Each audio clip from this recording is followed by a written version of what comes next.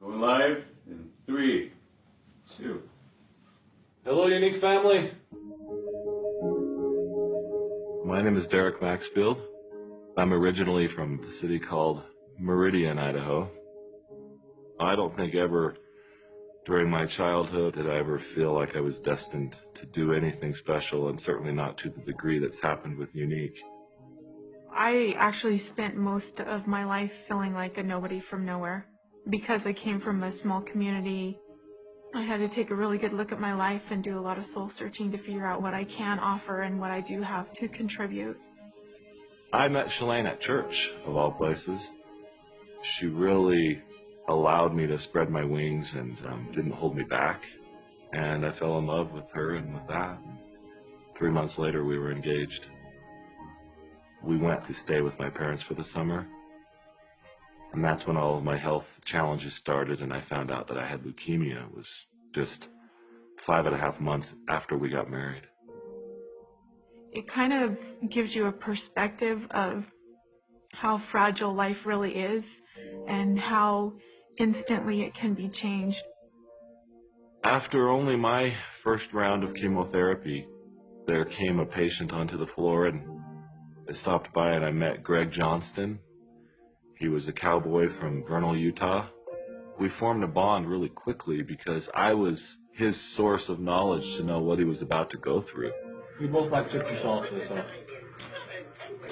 And Mentos. And Mentos. But he reacted to the treatments in a completely different way than I did. I started to accept that he wasn't going to make it. He would ask about my faith and what I wanted to do with my life after I was out of the hospital.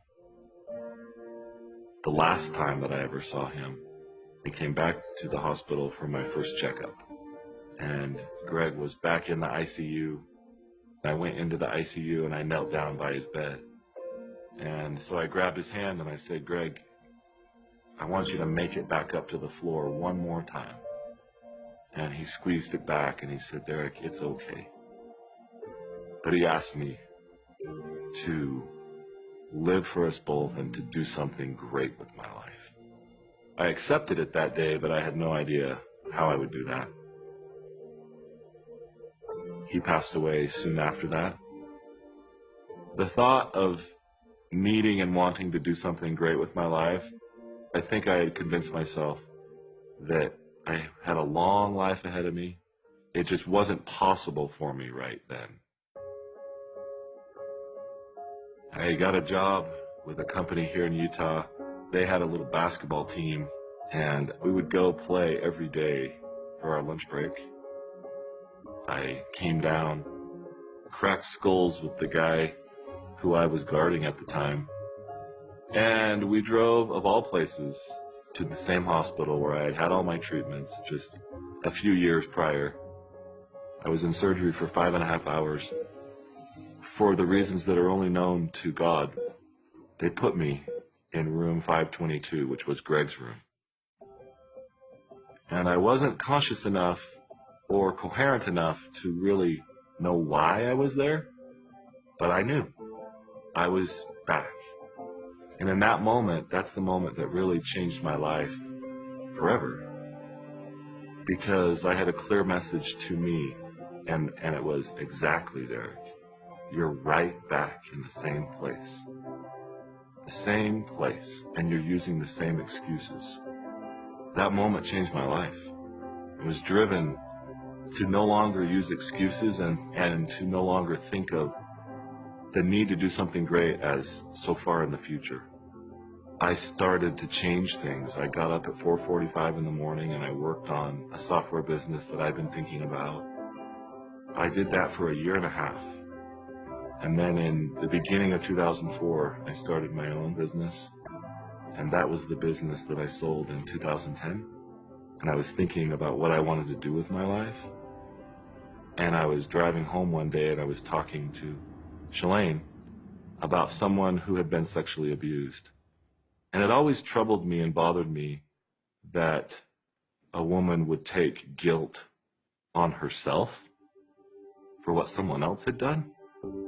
And I said, Shalane, that's not fair. Somebody should do something about that. And I knew that somebody was me. And that something was to start another company that could be successful enough to fund that cause. I totally felt the same frustration in her behalf that he did. And the shame and the guilt that affects their life so negatively is such an injustice. A very detailed thought came into my mind, and it was a retreat that was nestled in the mountains and a place for these women to begin a healing process. That clarity I knew could only come from God, because it had come just that quickly, and it came in an instant. And I started to work on those plans right away. I don't think that we could have even imagined what needed to be done. We were just focused on what we could do, and it has become more than we ever imagined it could be.